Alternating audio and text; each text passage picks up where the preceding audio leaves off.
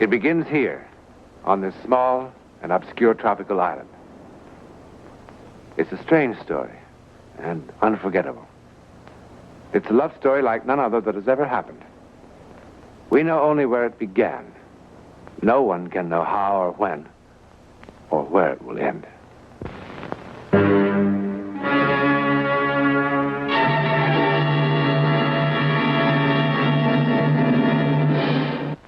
A few months ago, finding myself with an unexpected 10 days off, and sort of feeling a need for a rest and a complete change of scene, I took a plane down to San Salvador. From there, I short hopped to the island village of San Torrentado, where a friend of mine had assured me I would find a small, comfortable hotel on a picturesque bay. Everything he'd said was true. It was absolutely beautiful, isolated and quiet. And the food and air were clean and refreshing, as nature had intended them. Don Newland? Beg pardon? Don Newland? No, John Newland. Oh, I'm sorry. My name's Bentley. I live here, the other side of the island. Oh, sir, Mr. Bentley. Thank you. One of the guests at the hotel said that he recognized you, said that you do a television program of your own back in the States, dealing with unexplainable things. Unexplainable? Well, many of them are unexplained, but no one can be sure whether any one of them is unexplainable. I mean, they don't fit our rules of logic or fall within the scope of our scientific knowledge yet. But they have happened, apparently. That's it. This isn't logical. It doesn't make any sense at all. This thing, whatever it is, has been on my mind. Well, I guess on my conscience, to be more to the point. It began when a man by the name of Wilson, Philip Wilson, came down here from San Francisco for a vacation.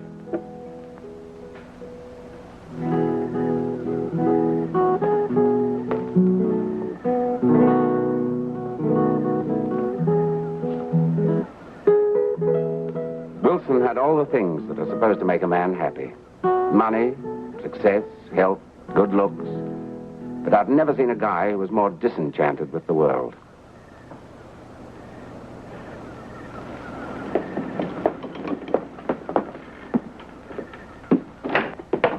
And now, madam, if you'll give me your undivided attention. Oh, Mr. Bentley, you disappoint me. Did you escape the economic pressures of a complex society only to become a peddler of native artifacts to unwary travelers? Peddler? An artist reluctantly sells the fruits of his inspiration, and you call him peddler. Did you really make all these? Yeah, why, are they any good? I'm not much of a judge. But I like this one. How much? How much do you like it? Bentley, you'll never be a star salesman. I don't want to. I've arranged things very carefully here. I lead the full life by not wanting anything I can't easily have, and I don't intend to let anything rock the boat. If it weren't for an occasional cigar and a few beers and a new pair of tennis shoes when these were out, I probably wouldn't even bother to make these. It's an interesting, if decadent, point of view. I like this little statue. About, $20 worth? 20? Do you want to ruin me? $5, not a penny more. All right. If you let me send you a good box of cigars when I get back to New York. Only if you take another one of these as advance payment. And remember, just one box. Don't louse up my life. Charming, don't you think? No. Oh, he's not very charming. But he is good looking. Bartender. Will you get Mr. Wilson another one of whatever he was drinking, please?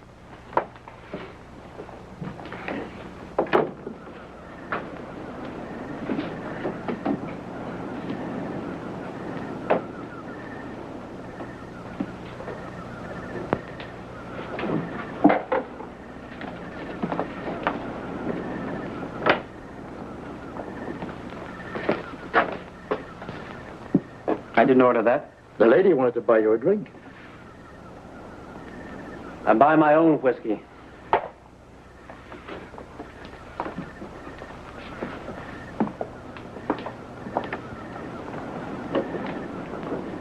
Well, that was pretty nasty. She was only trying to be friendly. I didn't ask for her friendliness, or yours, as I tried to make clear to you a few days ago. I know what you're afraid of. But Mrs. Garron isn't looking for another husband. She's not even taking alimony from her last. Money is the least of the things a woman takes from a man. What makes you so bitter, friend? 2 ex-wives. What makes you so nosy, friend? Just a lively curiosity. I enjoy watching the human race. Especially when I see someone with a lemming complex. You know those little animals that run like crazy until they destroy themselves in the sea? They're so busy concentrating on whatever's driving them. They can't see or think about anything else. Bentley. Yeah?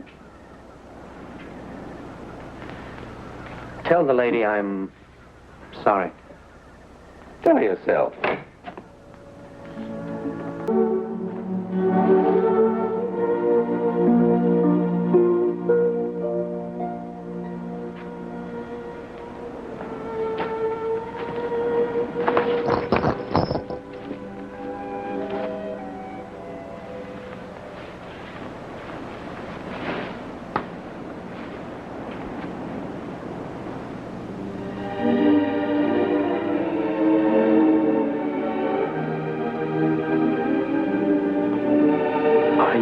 Real? Yes. I don't believe it. Why? It must be the moonlight, isn't it? Is it? Of course. If I reach my hand out to touch you, I'll touch nothing.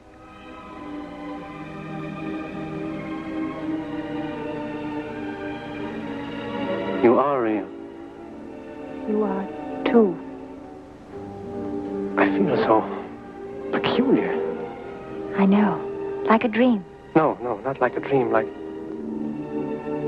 something I thought would never happen has happened. I've known you before, haven't I? No. I've dreamed it 100 times. You, this place, this moment. It was here. It was now. And then, afterwards, something happened. Something terrible happened. What are you afraid of? I don't know exactly. Of what's going to happen. What happens is up to us. This is no dream. Believe me. This is impossible. You just touch me. Look at me. Yes? But it's too quick. Seconds. What is time to do with us now? What do you feel? You know what I feel. But it can't happen this quickly. It has. I'm frightened. Don't be. I'm frightened. Don't be.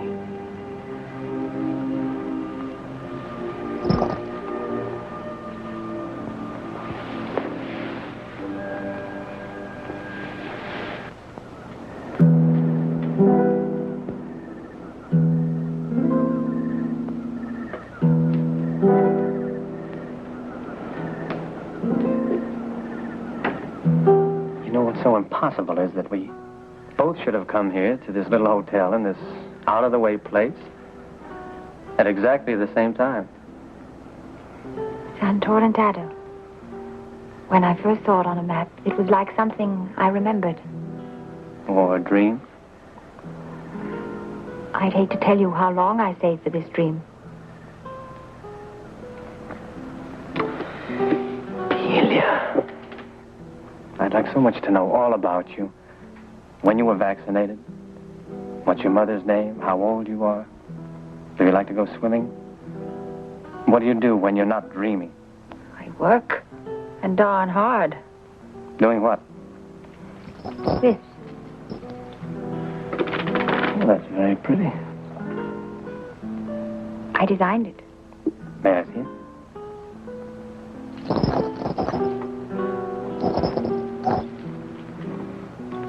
What's this? Prayer bells. They have them in Tibet. When you hear the little noise, one remembers to offer prayers and thanks to heaven. That's lovely.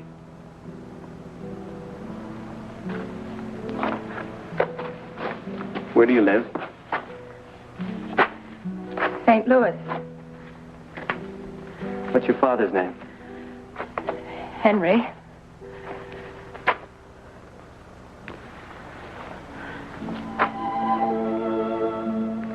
Henry, I love your daughter very much. And I'm asking you for her hand. Now, there's one thing I think you ought to know about me, Henry. Statistically, I'm a bum risk. I've been married before.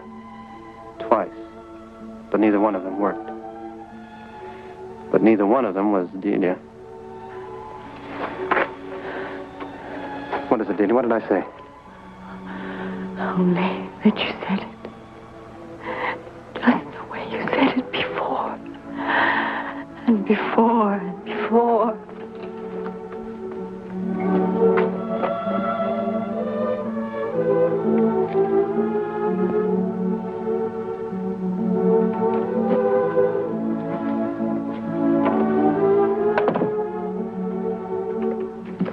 Delia.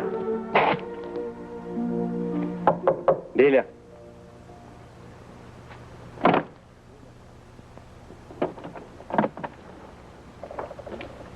Well, it's a little early in the morning for apologies. Come in.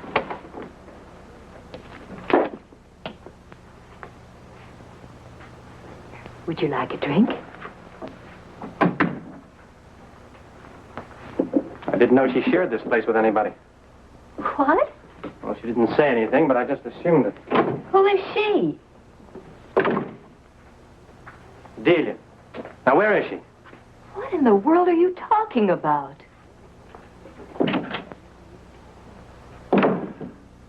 Couldn't have gone anywhere. There wasn't time. I'm sorry to say this, but I think you're in the wrong cottage. No, I just brought her here just a few seconds ago. Now, where is she? My friend, if you want to get drunk, that's your business, but leave me out of it. Goodbye, Mr. Wilson.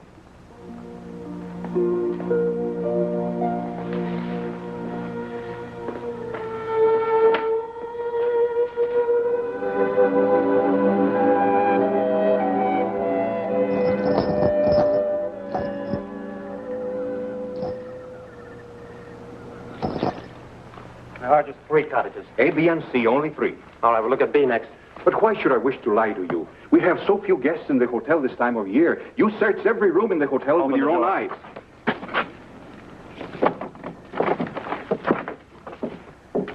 Are you satisfied, senor? No, I'm not satisfied. You're not going to disturb Mrs. Guerin again. I'm going to keep on disturbing everybody in this place until I find her. But, Senor Wilson, perhaps tomorrow morning. This is where I brought her.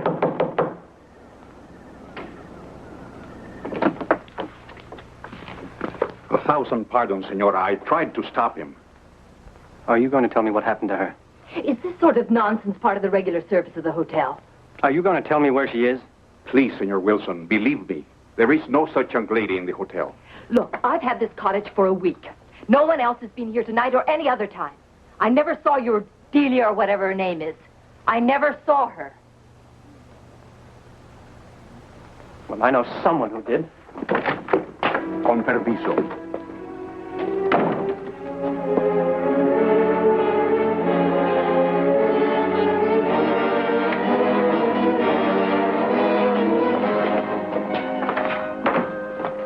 Close. Tell him. Senor, Tell him who was here with me tonight. You just tried to tell him she wasn't here tonight.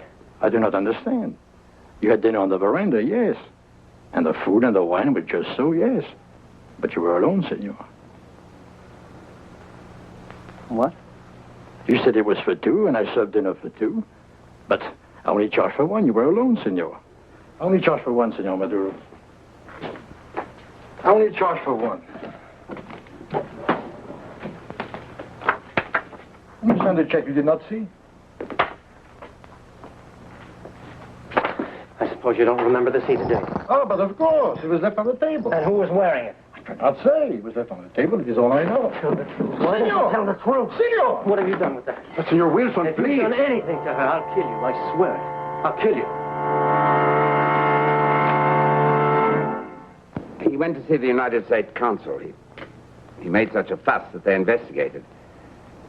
They checked all the steamship companies, with the freight lines. They checked every ship of every kind that was in these waters at that moment, with the scheduled and unscheduled airlines, the passport department in the States. But they found nothing. After all, they only knew her first name, Delia, and that she was supposed to live in St. Louis. Is that the end of the story? I only wish that it were. Well, after a few days, Wilson went to St. Louis and began searching for some trace of the girl. He checked all the jewelry manufacturers, all the designers, everything he and a detective agency had hired could think of. But no one had ever heard of such a girl. He tried to find out who made or sold bracelets like the one he had, but he didn't get anywhere. After months of searching, he came back here. What for? To wait for her, he said. He was sure she'd come back. That was 8 years ago. He gave up everything back in the States and just stayed on here week after week, month after month, waiting. And he began to drink. He hardly ever spoke to anyone.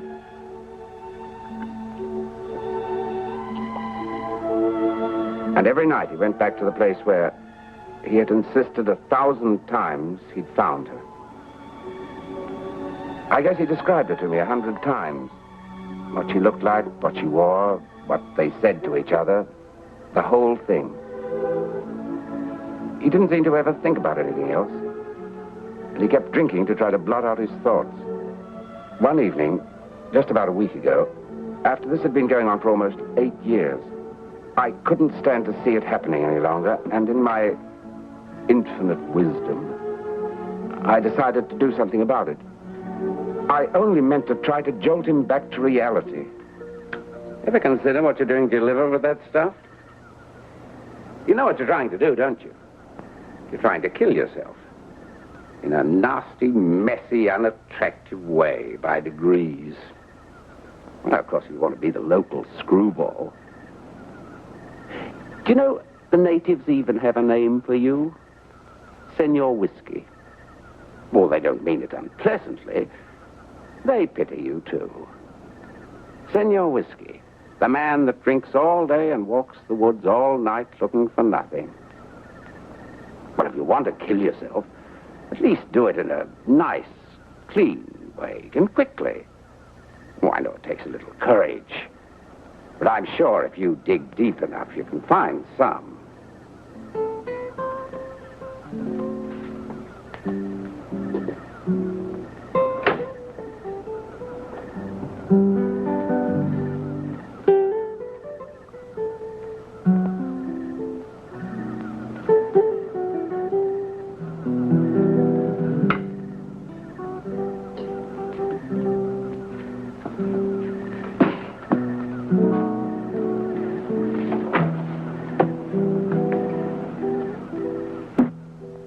The next morning, the police found his body about 2 miles down the coast. The sailboat he'd been using had capsized about 2 miles out beyond the breakers. When they found him, this was clutched in his hand. The police listed it as accidental death. But what was he doing 3 o'clock in the morning in a sailboat? I sent him out there. And then the next evening, as I was walking Wilson's route, as a sort of penance, thinking about what a fine specimen of humanity I am, that I can tell other people what to do with their lives.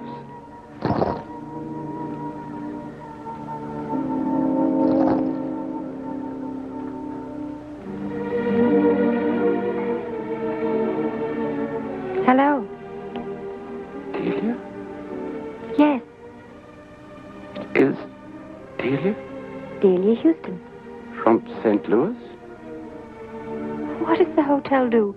Give out a biography on each of its guests. Do you like it? I designed it. That's what I do. I design jewelry. Well, that's fascinating. That's quite a story, Mr. Bentley. Now you'd like me to explain. Can you? Well, I can make a guess.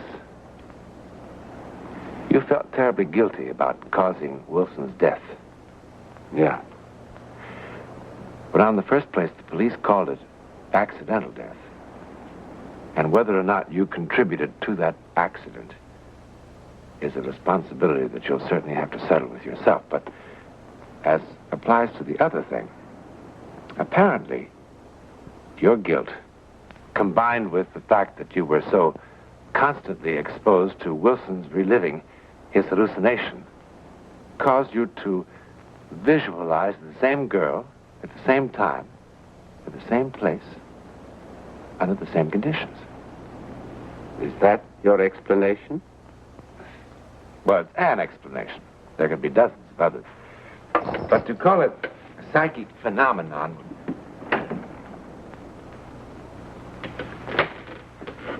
Delia?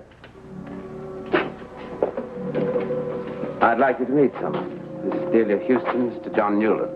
How do you do? How do you do? Have you just arrived? Yes, just this morning.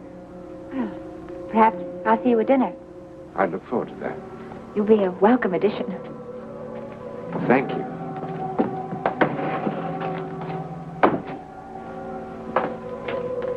When she was younger, about 8 years ago, she told me she kept having a dream over and over again, and that she was here. You can check everything I told you. Yes, Hunter.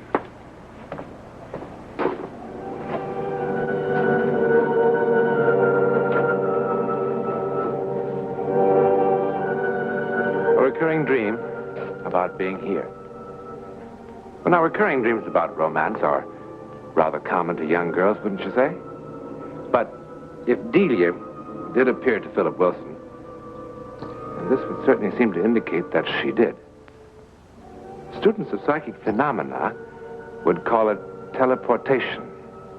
That's how they would explain it. The transportation of the being from one place to another, in time and in space. In this case, into the future as well. But why did it happen? Well, maybe Philip Wilson and Delia are meant to meet that way someday. And perhaps they will, sometime, somewhere. You know, there are millions of people who do believe that we live other lives before and after this one. In a moment, a word about next week.